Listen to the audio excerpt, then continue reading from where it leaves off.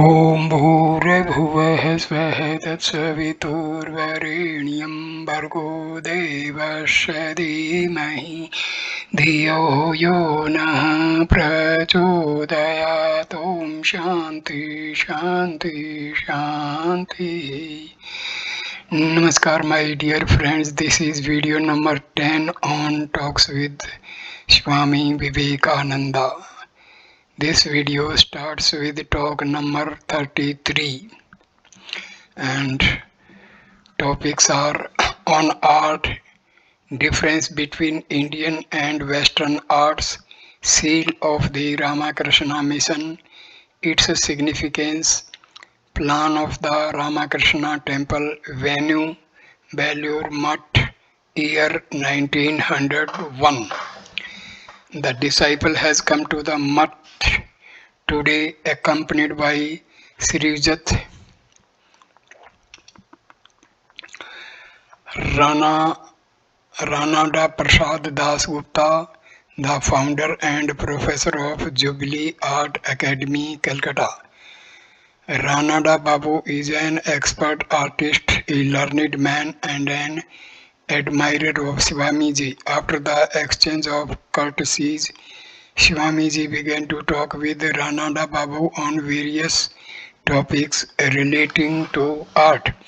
Swamiji, I had the opportunity of seeing the beauties of art of nearly every civilized country in the world, but I saw nothing like the development of art which took place in our country during the Buddhistic period. During the regime of the Mughal emperors also there was a marked development of art, and the Taj and the Jumma Masjid etc. are standing monuments of that culture. Art has its origin in the expression of some idea in whatever man produces. Where there is no expression of idea, however much there may be a display of colors and so on, it cannot be styled as true art. Even the articles of everyday use such as water vessels or cups and saucers should be fashioned so as to express an idea. In the Paris exhibition I saw a wonderful figure carved in marble. In explanation of the figure, the following words were inscribed underneath: Art unveiling nature. That is how art sees the inner beauty of nature by drawing away with its own hands the covering veils. The work has been so designed as to indicate that the beauty of nature has not yet become fully unveiled, but the artist is fascinated, as it were, with the beauty of little that has become manifest. One cannot refrain from praising the sculptor who has tried to express this exquisite idea. You should also try to produce something original like this. Ranada Babu.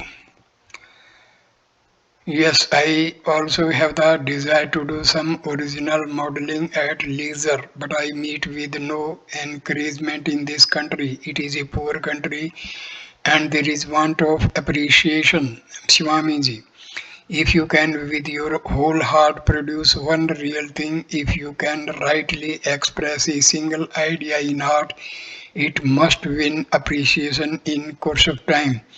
A real thing never suffers from want of appreciation in this world. It is also heard that some artists have gained appreciation for their works 1,000 years after their death. Ranada Babu, there that is true, but we have become so worthless that we have not got the courage to spend a lot of energy to no purpose. Through these 5 years struggle I have succeeded to some extent. Bless me that my efforts be not in vain. Swamiji, if you set to work in right earnest, then you are sure to be successful. Whoever works at a thing heart and soul not only achieves success in it but through his absorption in that he also realizes the supreme truth Burma. Whoever works at a thing with his whole heart receives help from God. Rananda Babu, what difference did you find between the art of the West and that of India, Swamiji? It is nearly the same everywhere. Originality is rarely found. In those countries, pictures are painted with the help of models obtained by photographing various objects. But no sooner does one take the help of machinery than all originality vanishes. One cannot give expression to one's ideas. The ancient artists used to evolve original ideas from their brains and try to express them in their paintings.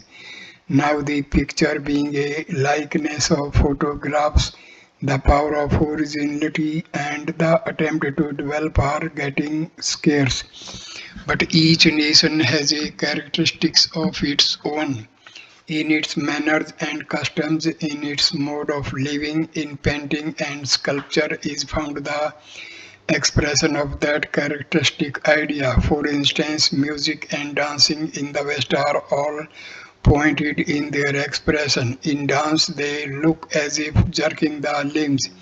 In instrumental music, the sounds prick the ear like a sword thrust, as it were, so also in vocal music.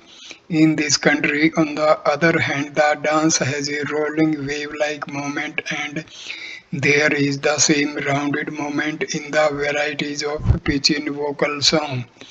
So also in instrumental music, hence with regard to art also a different expression is found among different people. People who are very materialistic take nature as their ideal and try to express in art ideas allied thereto, while the people whose ideal is the transcendent reality beyond nature try to express that in art through the powers of nature.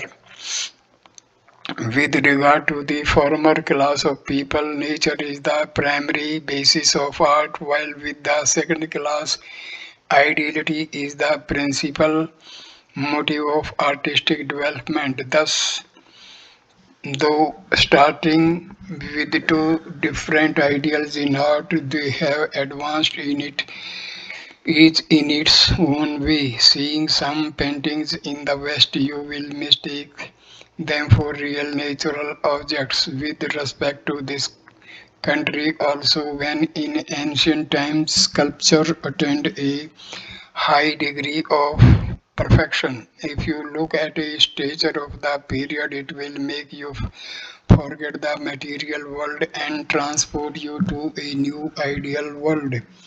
As in Western countries, painting like those of the ancient are not produced now. So in our country also attempts to give expression to original ideas in art are no longer seen. For example, the paintings from your art school haven't got no expression as it were. It would be well if you try to paint the objects of everyday meditation of the Hindus by giving in them the expression of ancient ideals. Ranada Babu, I feel much encouraged by your words. I shall try to act up to your suggestions. Simami ji, take for instance the figure of Mother Kali. In it there is the union of the blissful and terrible aspects. But in none of the pictures can be seen the true expression of these two aspects. Far from this, there is no attempt to express adequately even one of these two aspects. I have tried to put down some ideas of the terrible aspect of Mother Kali in my English poem Kali the Mother. Can you express those ideas in a picture? Rananda Babu, please let me know them. Swamiji had the poem brought from the library and began to read it out most impressively to Rananda Babu. Ranada Babu silently listened to the poems and after a while, as if visualizing the figure with his mind's eye, he turned to Swamiji with frightened looks. Swamiji, well, will you be able to express this idea in the picture, Ranada Babu? Yes, I shall try, but it turns one's head even to imagine the idea. Swamiji, after drawing the picture, please show it to me. Then I will tell you about the points necessary to perfect it. Then Swamiji had the design which he had stressed for the seal of Ramakrishna mission brought, showed it to Ranada Babu and asked his opinion on it. It depicted a lake in which a lotus blossomed and there was a swan and the whole was encircled by a serpent. Ranada Babu at first could not catch the significance of it and asked Swamiji to explain. Swamiji said the wavy waters in the picture are symbolic of karma, the lotus of bhakti, and the rising sun of jnana.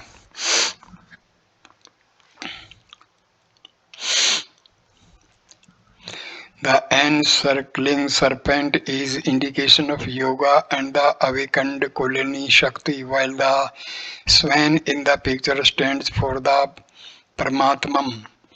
Therefore, the idea of the picture is that by the union of karma, jnana, bhakti and yoga, the vision of the Paramatman is obtained. Ranada Babu began to paint this picture the very next day, but it was never finished nor shown to Swamiji. Ranada Babu kept silent, gratified to hear the motive of the picture. After a while, he said, I wish I could learn about art from you. Then Swamiji showed to Ranada Babu a drawing depicting his plan of the future Ramakrishna temple and Math. Then he began to say, in the building of this prospective temple and Math, I have the desire to bring together all that is best in Eastern and Western art. I shall try to apply in its construction all the ideas about architecture which I have gathered in my travels all over the world. A big prayer hall will be built supported on numerous clustered pillars. In its walls, hundreds of lotuses will be in full bloom. It must be big enough to accommodate 1,000 persons sitting in meditation. The Ramakrishna temple and prayer hall should be built together in such a way that from a distance it would be taken for a representation of the symbol Om. Within the temple there would be a figure of Sri Ramakrishna seated on a swan. On the two sides of the door will be represented the figure of a lion and a lamb licking each other's body in love, expressing the idea that great power and gentleness have become united in love. I have these ideas in my mind, and if I live long enough, I shall carry them out. Otherwise, future generations will try if they can do it by degrees. It is my opinion that Sri Ramakrishna was born to vivify all branches of art and culture in this country. Therefore, this math has to be built upon in such a way that religion, work, learning, jnana and bhakti may spread over the world from this center. Be you my helpers in this work. Ranada Babu and the assembled sannyasis and brahmacharis listened to Swamiji in mute wonder. After a while, Swamiji resumed, I am discussing the subject at length with you as you are yourself an adept in the line. Now please tell me what you have learned about the highest ideals of art as the result of your long study of it. Ranada Babu, what new thing can I tell you? On the contrary, it is you who have opened my eyes on this subject. I have never heard such instructive words on the subject of art in my life. Bless me, sir, that I can work out the ideas I have got from you. Then Swamiji got up from his seat and paced the lawn, remarking to the disciple, "He is a very spirited young man." Disciple, "Sir, he is astonished to hear your words." Swamiji, without answering, the disciple began to hum the lines of a song which Sri Ramakrishna used to sing. The controlled mind is a great treasure, the philosopher's stone which can yield you whatever you want. After walking a while, Swamiji, washing his face, entered his room with the disciple in company and read the article on heart in the Encyclopedia Britannica for some time. After finishing it, he began to make fun with the disciple, caricaturing the words and accents of East Bengal.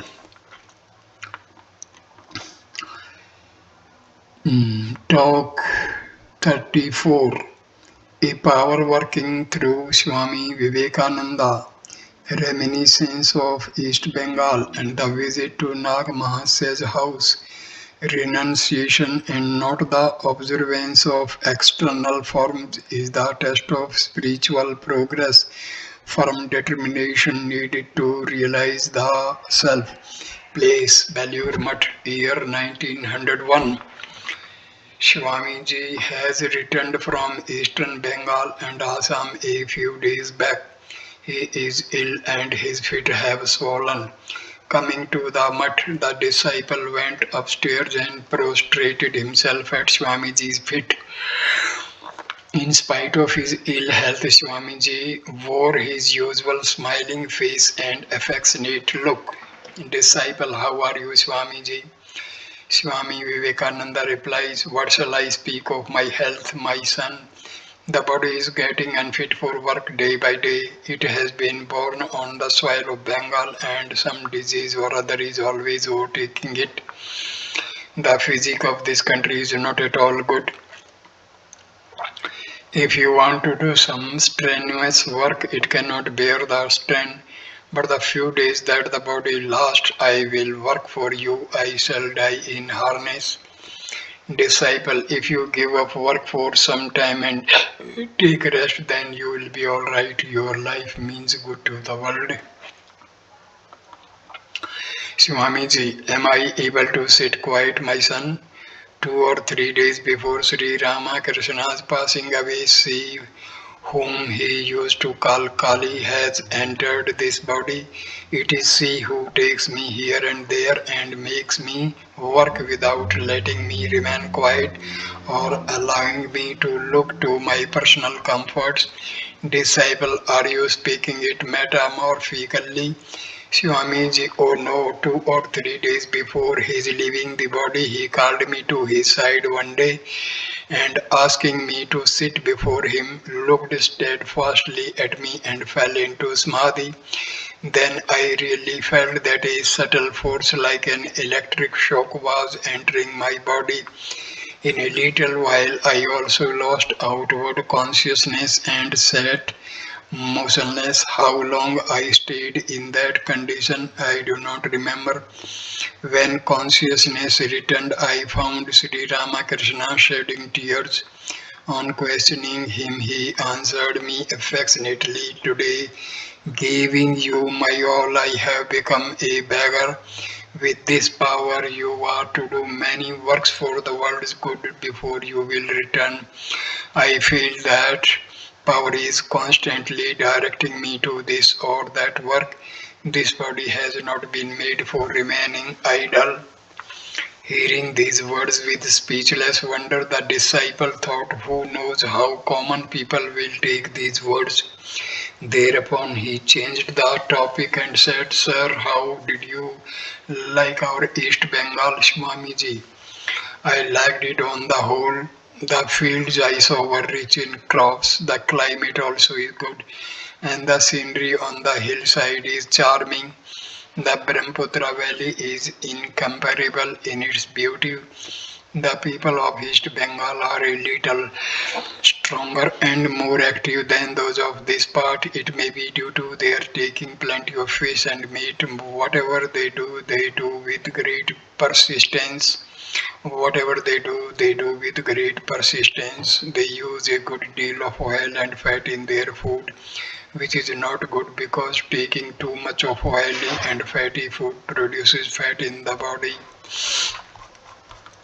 Disciple, how did you find their religious consciousness, Swamiji? About religious ideas, I noticed the people are very conservative and many have turned into fanatics in trying to be liberal in religion. One day a young man brought to me in the house of Mohini Babu at Dhaka a photograph and said, "Sir, please tell me who he is. Is he an avatara?" I told him gently many times that I know nothing of it. When even on my telling him 3 or 4 times, the boy did not cease from his persistent questioning, I was constrained to say at last, "My boy, henceforth take a little nutritious food and then your brain will develop. Without nourishing food, I see your brain has become dried up." At these words, the young man may have been much displeased, but what could I do? Unless I spoke like this to the boys, they would turn into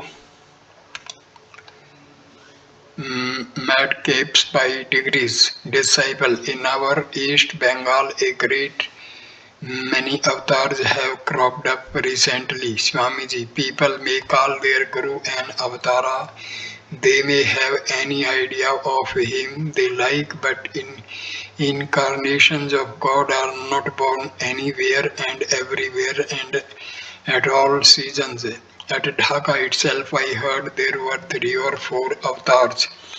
Disciple, how did you find the women of that side? Swamiji, the women are very nearly the same everywhere. I found Vaishnavism strong at Dhaka. The wife of H seemed to be very intelligent.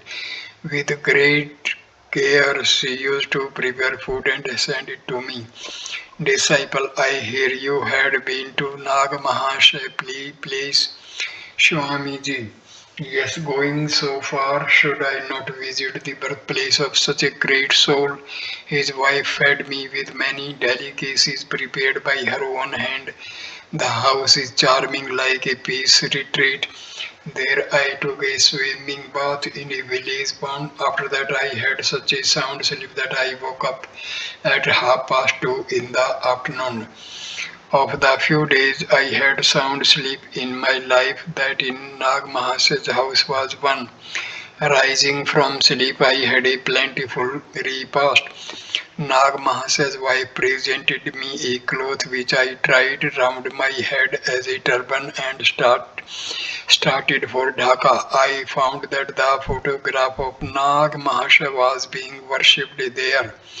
The place where his remains lie interred ought to be well kept. Even now it is not as it should be. Disciple, the people of that part have not been able to appreciate Nag Mahasaya. Swamiji, how can ordinary people appreciate a great man like him? Those who had his company are blessed indeed. Disciple, what did you see at Kamakhya? Swamiji, the Shillong hills are very beautiful. Then I met Sir Henry Cotton, the Chief Commissioner of Assam. He asked me, "Swamiji, after traveling Europe and America, what have you come to see here in these distant hills?" Such a good and kind-hearted man as Sir Henry Cotton is rarely found. Hearing of my illness, he sent the civil surgeon and inquired after my health mornings and evenings. I could not do much lecturing these there because my health was very bad. On the way, Nitai served and looked after me nicely. Disciple, what did you find the religious ideas of that part to be? Swamiji, it is the land of the Tantras. I heard of one Hankar Deva who is worshipped there as an avatara. I heard His sect is very widespread. I could not ascertain if a Hankar Deva was but another form of the name of Sankaracharya. There are monks, perhaps Tantrika sannyasis, or perhaps one of the Sankara sect's disciple. The people of East Bengal have not been able to appreciate you as is the case with Nagamahasaya. Swamiji, whether they appreciate me or not, the people there are more active and energetic than those of these parts. In time it will develop more. What are nowadays known as refined or civilized ways have not yet thoroughly entered those parts. Gradually they will. In all times etiquette and fashion spread to the countryside from the capital, and this is happening in East Bengal also. The land that has produced a great soul like Nag Mahasaya is blessed and has a hopeful future. By the light of his personality, Eastern Bengal is radiant.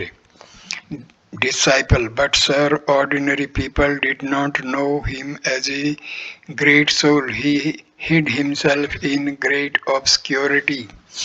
Swamiji, there they used to make much fuss about my food and say, why should you eat that food or eat from the hands of such and so on? To which I had to reply, I am a sannyasi and a mendicant friar, and what need have I to observe so much outward formality with regard to food, etc.? Do not your scriptures say, Charitra dhukro hartimapi srikuladapi? One should beg his food from door to door and even from the house of an outcast, but of course external forms are necessary in the beginning for the inner realization of religion in order to make the truth of the scriptures practical in one's life. Have not you heard of Sri Ramakrishna's story of wringing out the almanac for water? Outward forms and observances are only for the manifestation of the great inner powers of man. The object of all scriptures is to awaken those inner powers and make him understand and realize his real nature. The means are of the nature of ordinances and prohibitions. If you lose sight of the ideal and fight over the means only, what will it avail?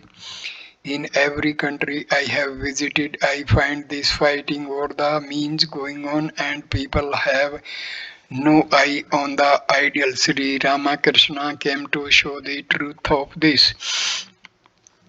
Realization of the truth is the essential thing. Whether you bathe in the Ganges for 1,000 years or live on vegetable food for a like period, unless it helps towards the manifestation of the self, know that it is all of no use. If, on the other hand, anyone can realize the Atma without the observance of outward forms, then that very non observance of forms is the best means. But even after the realization of Atma, one should observe outward forms to a certain extent for setting an example of the people. The thing is, you must make the mind steadfast on something. It is steadfast on one object. It attains to concentration. That is, its other modifications die out, and there is a uniform flow in one direction.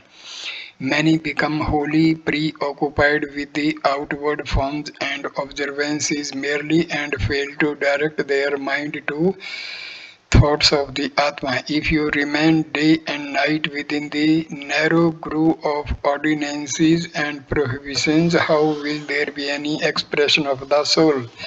The more one has advanced in the realization of the Atma, the less is he dependent on the observances of forms. Shankaracharya also has said, निस्त्रे गुणे पति विचरतों की विद्धि scene की निषेध है. Where is there any ordinance or prohibition for him whose mind is always above the play of gunas? Therefore, the essential truth is realization. Know that to be the goal. Each distinct creed is but a way to the truth. The test of progress is the amount of renunciation that one has attained. Where you find the attraction for lust and wealth considerably diminished to whatever creed he may belong, know that his inner spirit is awakening. The door of self realization has surely opened for him. On the contrary, if you observe 1,000 outward rules and quote 1,000 scriptural texts, still, if it has not brought the spirit of renunciation in you, know that your life is in vain. Be earnest, be earnest over this realization and set your heart on it. Well, you have read enough of scriptures, but tell me, of what avail has it been? Some, perhaps thinking of money, have become millionaires, whereas you have become a pandit by thinking of scriptures, but both are bondages. Attain the supreme knowledge and go beyond Vidya and Avidya, relative knowledge and ignorance. Disciple, Sir, through your grace I understand it all, but my past karma does not allow me to assimilate these teachings. Swamiji, throw aside your karma and all such stuff. If it is a truth that by your own past action you have got this body, then nullifying the effects of evil works by good works, why should you not be a Jivan Mukta in this very body? Know that freedom or self knowledge is in your own hands. In real knowledge, there is no touch of work. But those who work after being Jinn Muktas do so for the good of others. They do not look to the results of works. No need of desire finds any room in their mind. And strictly speaking, it is almost impossible to work like that for the good of the world from the householder's position. In the whole of Hindu scriptures, there is the single instance of King Janaka in this respect. But you nowadays want to pose as Janakas in every home by begetting children year after year while he was without the body consciousness. Disciple, please bless me that I may attain self-realization in this very life. Swamiji, what fear? If there is sincerity of spirit, I tell you for a certainty you will attain it in this very life. But manly endeavor is wanted. Do you know what it is? I shall certainly attain self-knowledge. Whatever obstacles may come, I shall certainly overcome them. A firm determination like this is Purushakara. Whether my mother, father, friends, brothers, wife, and children live or die, whether this body remains or goes, I shall never turn back till I attain to the vision of Atma. This resolute endeavor to advance towards one's goal, setting at naught all other considerations, is termed manly endeavor. Otherwise, endeavor for creature comforts even beasts and birds possess. Man has got this body simply to realize self-knowledge. If you follow the common run of people in the world and float with the general current, where then is your manliness? Well, the common people are going to the jaws of death, but you have come to conquer it. Advance like a hero. Don't be thwarted by anything. How many days will this body last with its happiness and misery? When you have got the human body, then rouse the Atma within and say, I have reached the state of fearlessness. Say, I am that Atma in which my power ego has become merged forever. Be perfect in this idea, and then, as long as the body endures, speak unto others. This message of fearlessness, thou art that. Arise, awake, and stop not till the goal is reached. If you can achieve this, then shall I know that you are really a tenacious East Bengal man. Chapter number 35. Plan of the future Mutt for women. Soul has no sex. Women have equal opportunity for realizing the Brahma religion to be the center of female education. Definition of good works and knowledge. Place Belur Mutt, year 1901. Swamiji is in indifferent health since his return to the mutt from Shillong Hills. His feet have swollen. All this has made his brother disciples very anxious. At the request of Swami Niranjanananda, Swamiji has agreed to take Kaviraj medicine. He is to begin this treatment from next Tuesday and entirely give up taking water and salt. Today is Sunday. The disciple asked him, Sir, it is terribly hot now and you drink water very frequently. It will be unbearable for you now to stop taking water altogether for this treatment. Swamiji, what do you say? I shall make a firm resolve on the morning of the day I shall begin this treatment not to take any water. After that, no water shall pass down the throat any more. For 3 weeks, not a drop of water shall be able to go down the throat. The body is but an outer covering of the mind, and whatever the mind will dictate to it, it will have to carry out. So there is nothing to be afraid of. At the request of Niranjan, I have to undergo this treatment. Well, I cannot be indifferent to the request of my brother disciples. It is now about 10 o'clock. Swamiji cheerfully raised the topic of his future mutt for women, saying, with the Holy Mother as the center of inspiration, a mutt is to be established on the eastern bank of the Ganges, as brahmacharis and sadhus will be trained in this mutt, so in the other mutt also brahmacharis and sadhus will be trained. Disciple, Sir, history does not tell us of any mutt for women in India in ancient times. Only during the Buddhistic period one hears of mutts for women, but from it in course of time many corruptions arose. The whole country was overrun by great evil practices. Swamiji, it is very difficult to understand why in this country so much difference is made between men and women, whereas the Vedanta declares that one and the same conscious self is present in all beings. You always criticize the women but say, what have you done for their uplift?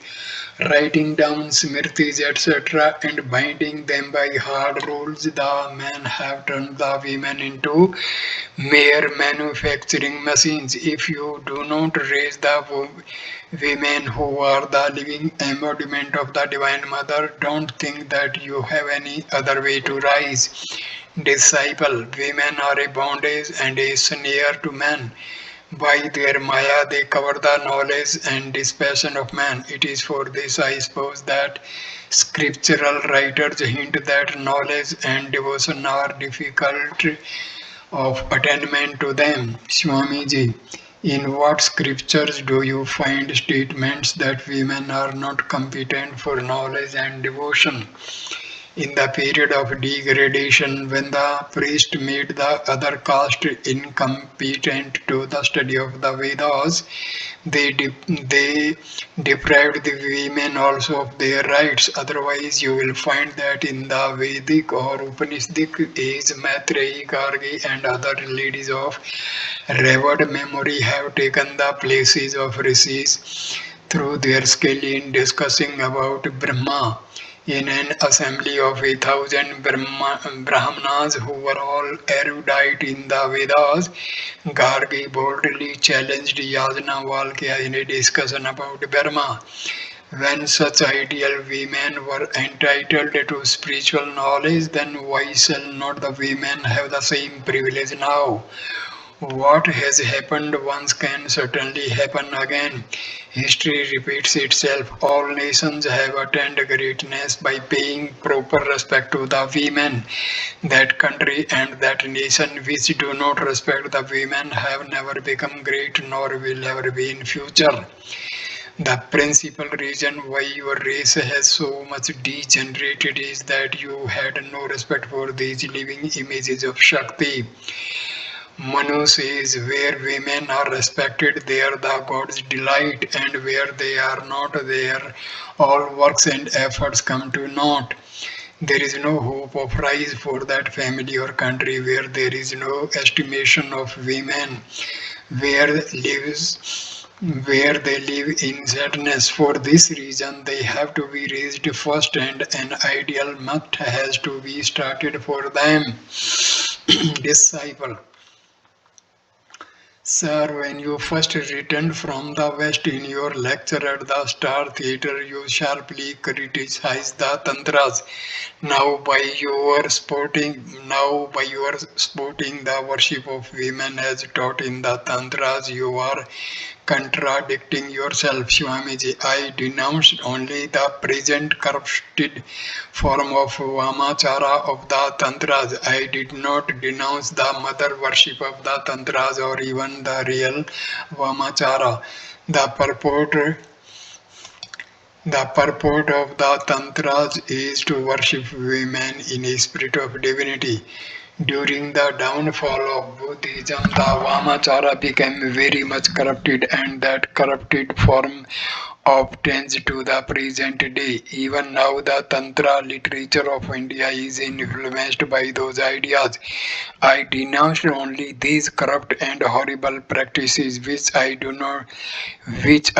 even now. I never objected to the worship of women who are the living embodiment of Divine Mother. Those external manifestations appealing to the senses have maddened man, but whose internal manifestations such as knowledge, devotion, discrimination, and dispassion make many omniscient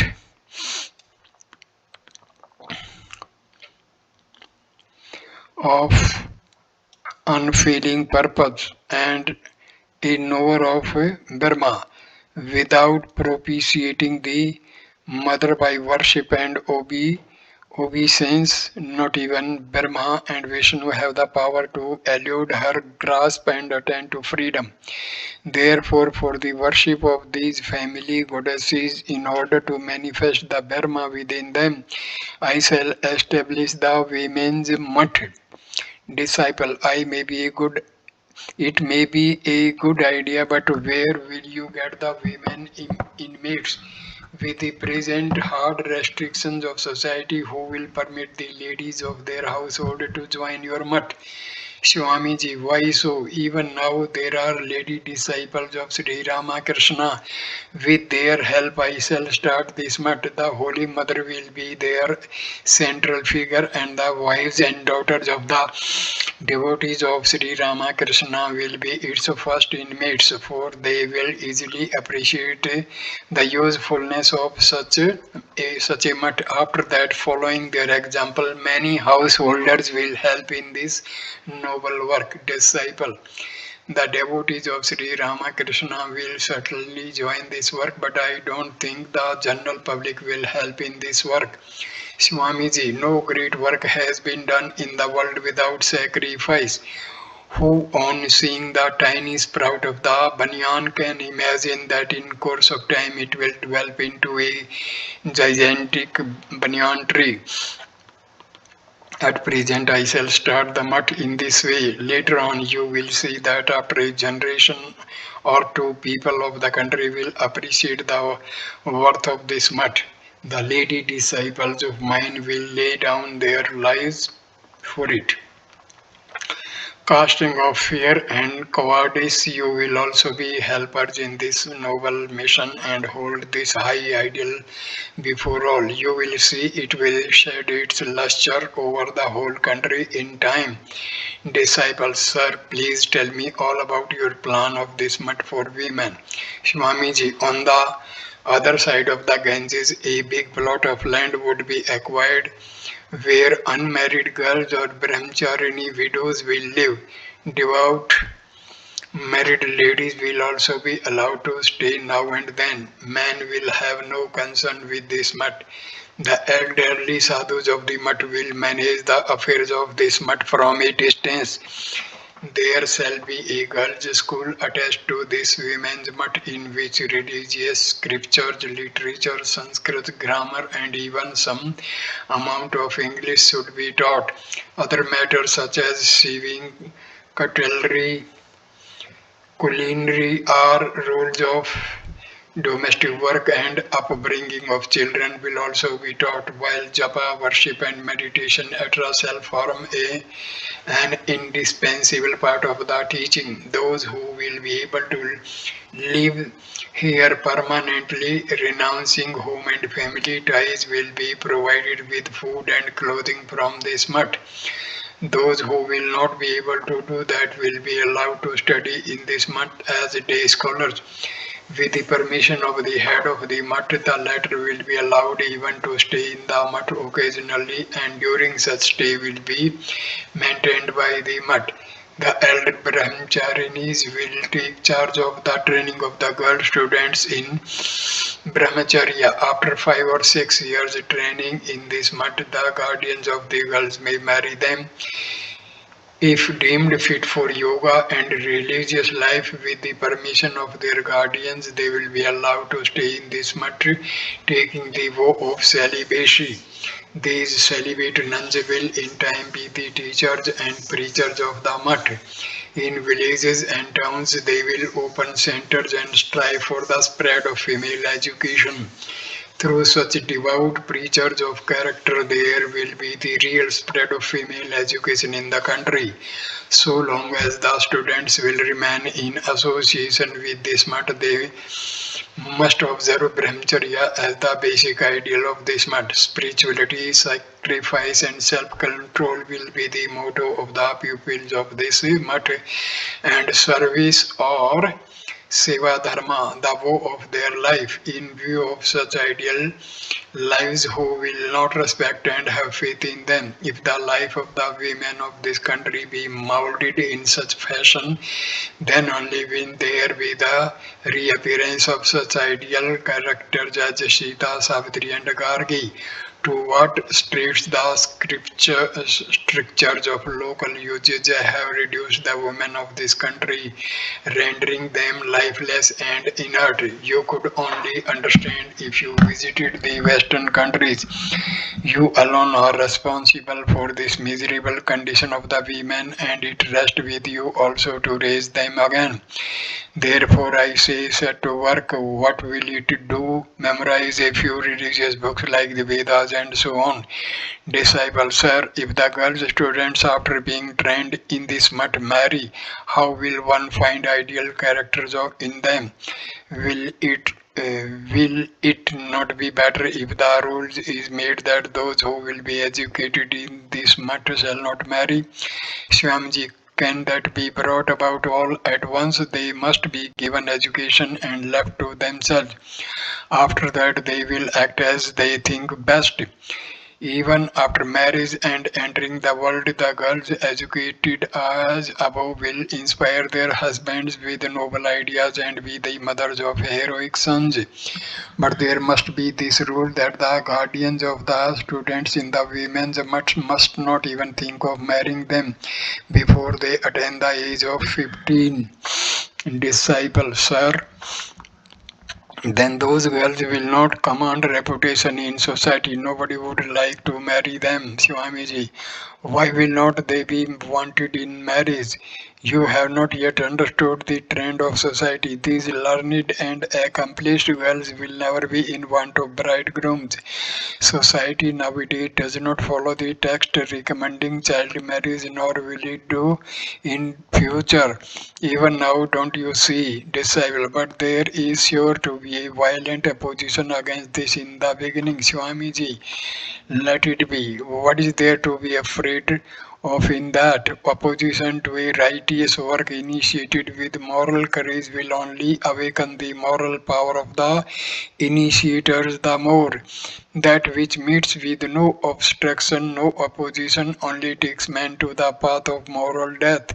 Struggle is the sign of life. Disciple, yes, sir.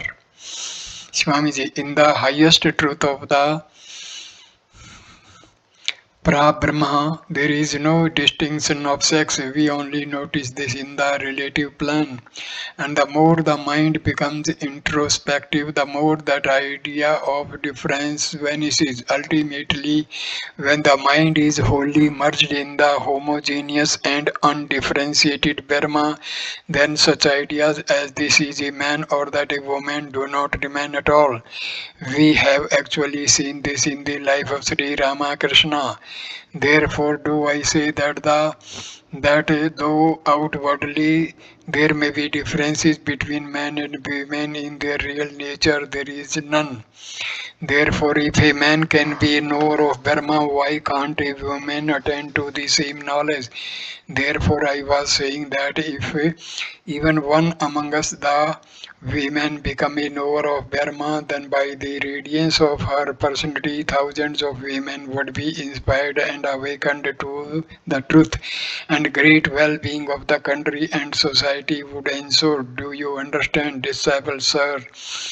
Your teachings have opened my eyes today. Swamiji, not fully yet. When you will realize that all illumining truth